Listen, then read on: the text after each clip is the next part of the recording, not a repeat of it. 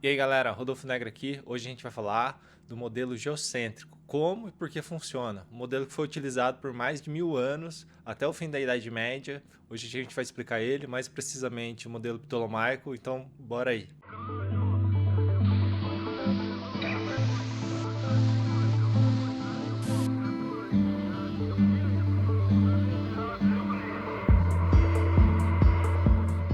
Esse vídeo é um prosseguimento da série da passagem do modelo geocêntrico para o heliocêntrico. No último vídeo a gente explicou a física aristotélica e, como já foi explicado lá, você pode acessar aqui nesse card que está aparecendo.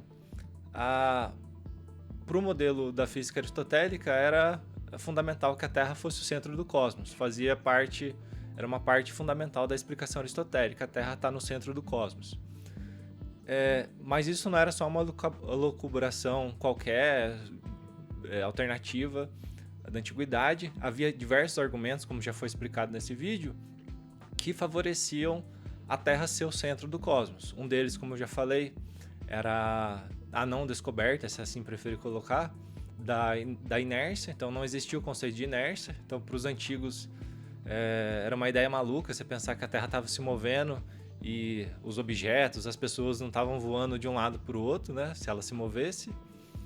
Além disso, eles olhavam para as estrelas, elas pareciam fixas, né, pelas limitações tecnológicas da época. Eles não conseguiam medir o movimento das estrelas, o movimento aparente das estrelas. Então, na fundamentação deles, ou as estrelas estavam longe demais, inimaginavelmente longe para a compreensão deles, ou a explicação mais simples e mais óbvia era que a Terra estava fixa. Então, isso também corroborava a noção da Terra ser o centro do cosmos. E além disso, um outro fato, uma outra observação que ajudava isso era o brilho constante de Vênus no céu, olhando a olho nu, que indicava, na compreensão deles, e fazia todo sentido ter essa compreensão, que Vênus não tinha fases, e isso também favorecia uma ideia geocêntrica. Mas essa ideia geocêntrica do cosmos também tinha seus problemas, principalmente essa noção aristotélica do cosmos, né? Que era daquelas esferas feitas de éter, uma em contato com a outra, transmitindo seu movimento uma para outra, né?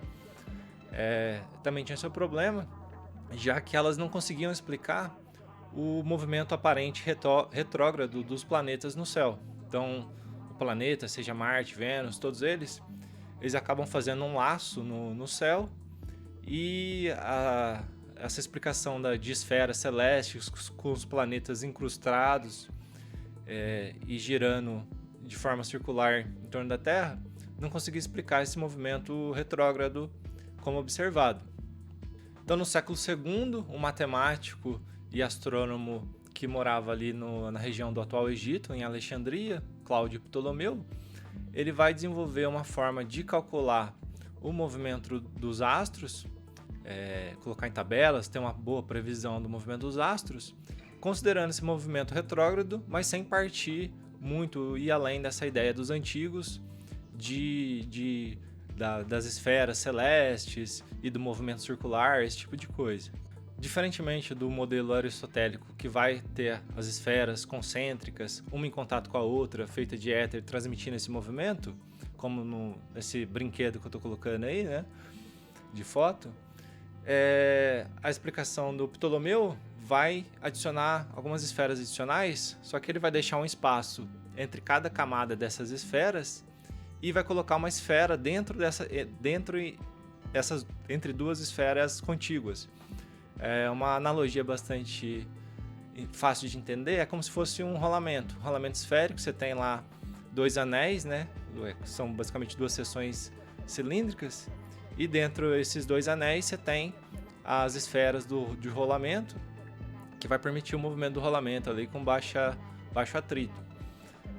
Então, no modelo ptolomaico, é como se as esferas do Aristóteles fossem os dois anéis e a esferinha do rolamento interior fosse esse epiciclo, essa esfera adicionada por Ptolomeu para lidar com essa questão do movimento retrógrado. A ideia, então, ptolomaica é que você vai ter, então, várias das esferas, assim como Aristóteles, mas entre essas camadas de esferas, você vai ter essa esfera adicional e que vai girar como se fosse um relógio, né? Uma transmitindo um movimento para a outra, como se fosse vários rolamentos também, né? Pode pensar assim. E que os planetas estão incrustados no epiciclo, nessa esfera adicional que está entre essas camadas de esferas maiores. Um exemplo é essa imagem que eu estou mostrando, que é uma representação bidimensional desse modelo cheio de esferas, né? E que o epiciclo é essa esfera menorzinha, que está aí assinalada, e o movimento do planeta, do astro, seja o Sol ou a Lua também, vai descrever esse círculo tracejado menor. Então ela vai ser como se fosse a esferinha do rolamento. Aí você vai ter também um círculo tracejado maior, que é onde vai rodar essa esfera menor, que é essa esferinha de rolamento. Ela vai rodar entre essas camadas de esferas maiores, né? Que estão mostradas também nesse círculo azul maior, né? Então a ideia é basicamente essa. O epiciclo, então, é esse círculo menor. E o círculo maior tracejado é o que eles chamavam, né, de deferente. E daí, então, o centro do epiciclo vai rotacionar nesse deferente com uma velocidade constante e o planeta vai rotacionar na linha tracejada menor, no epiciclo, também com uma velocidade constante. E daí, dessa forma, eles conseguiram explicar o movimento retrógrado. Além disso, Ptolomeu adicionou alguns dispositivos matemáticos auxiliares. Ele adicionou, por exemplo, esse xzinho aí, que é o chamado de excêntrico, que ele vai levar em conta a diferença das estações, do tamanho das estações. Então, verão e inverno não tem o mesmo tamanho. E é justamente por causa da excentricidade da órbita da Terra, né? Não é um círculo perfeito a órbita da Terra, ela é levemente elíptica, então faz com que as estações tenham tempo de duração diferente. A solução encontrada pelo Ptolomeu foi fazer esse excêntrico, que vai ser de fato o centro dessas esferas, e colocar a Terra um pouquinho fora desse centro. E daí deu o nome de excêntrico para esse xzinho. Mas ainda assim, com isso eu ainda não consegui explicar muito bem o movimento dos planetas. Tinha duração diferente, quando ele estava descrevendo o movimento no céu, não tinha um movimento constante, né, que seria como se fosse constante. Então adicionou um segundo dispositivo, que é esse ponto pretinho aí, circular pequeno, que chamava de equante. Esse equante, ele vai dar conta da diferença de velocidade no céu dos planetas, do Sol, da Lua também, por conta da elipsidade também de cada planeta, ou seja, a órbita de cada um dos planetas, como a gente sabe, é levemente excêntrica, e isso vai fazer com que eles descrevam um tempo maior ou menor em determinados pontos do céu, e daí ele colocava esse equante, na verdade, para dar conta dessa diferença. E aí o que vai acontecer é que, na verdade, ao invés do epiciclo, do centro do epiciclo, e ter uma velocidade constante em torno do centro das esferas, ele vai ter uma velocidade constante em torno desse equante.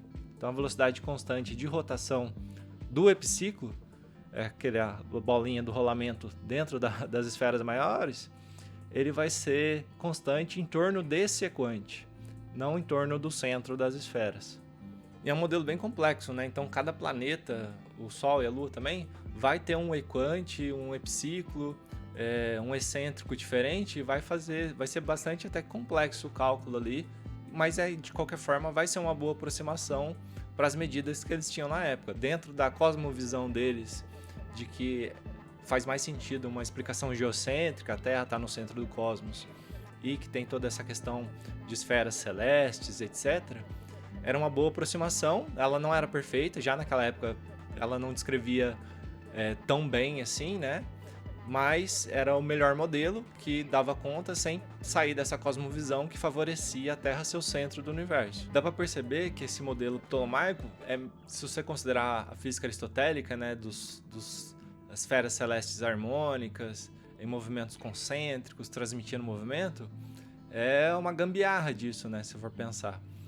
E vários antigos vão notar isso, principalmente no mundo islâmico medieval.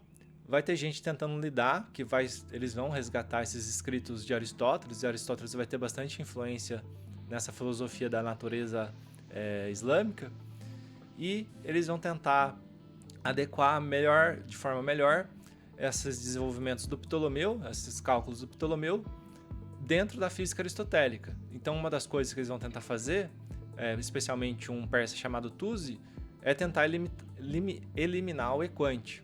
Ele vai fazer isso desenvolvendo o que ficou conhecido como par de Tuzi, que dentro do epiciclo, da esfera do epiciclo, ele colocava uma esfera adicional e com isso ele tentava eliminar a necessidade de um equante para tentar fazer ficar o modelo, o céu mais harmônico de acordo com a física aristotélica. Além disso, vai ter vários desenvolvimentos no mundo islâmico, por exemplo, de melhores astrolábios ou relógios solares e de observatórios em si, que vão permitir cada vez observações mais precisas e cada vez que tem esses desenvolvimentos técnicos, o modelo ptolomaico vai deixando a desejar, ele vai perdendo a precisão e o poder de previsão dele.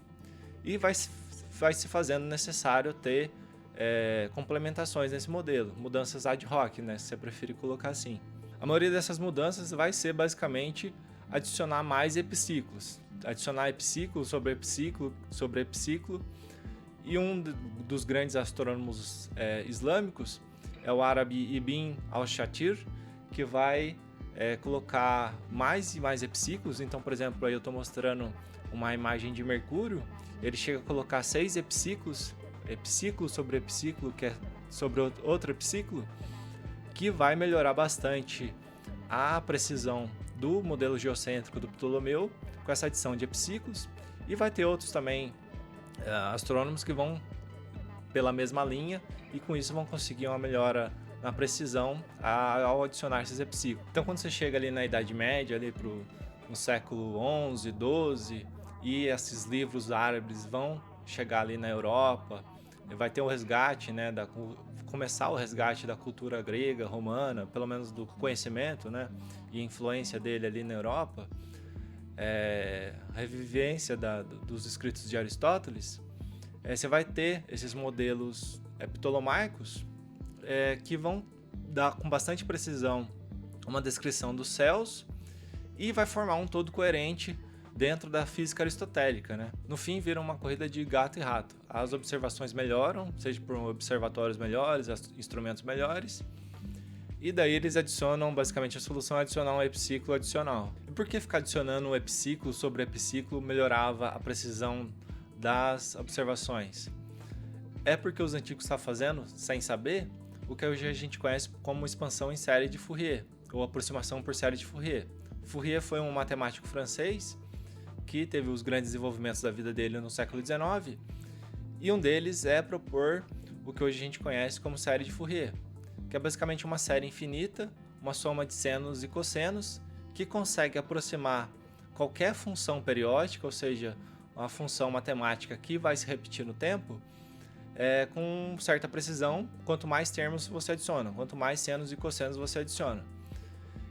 E, no fim, adicionar esses senos e cossenos é como se adicionasse círculo sobre círculo sobre círculo, com velocidade constante, que é justamente um epiciclo. Então, quando você adiciona um epiciclo a epiciclo, você está colocando um seno e cosseno a mais nessa série de Fourier, e você está melhorando a aproximação. Então, os antigos estavam fazendo isso. Se não tivesse a passagem para o modelo heliocêntrico, provavelmente eles iam desenvolver os instrumentos deles cada vez mais, e cada vez ia ter observações melhores, e daí ia colocar cada vez mais epiciclos e ia ter cada vez mais uma precisão melhor e um poder de previsão melhor, porque eles estavam fazendo justamente uma aproximação. E aí, você sabia dessa questão da série de Fourier? Você sabia que o modelo geocêntrico tinha bastante precisão, principalmente ali no fim da Idade Média, porque eles estavam adicionando esses epiciclos e era como se eles estivessem fazendo uma aproximação por série de Fourier? Sabia disso? Comenta aí embaixo se você sabia, se não sabia. Então é isso aí, pessoal. Esse é o vídeo dessa semana. Comenta aí o que você achou, se teve alguma dúvida. E no próximo vídeo, finalmente, eu acho que a gente vai encerrar essa série sobre a passagem do modelo geocêntrico para o heliocêntrico. Tchau!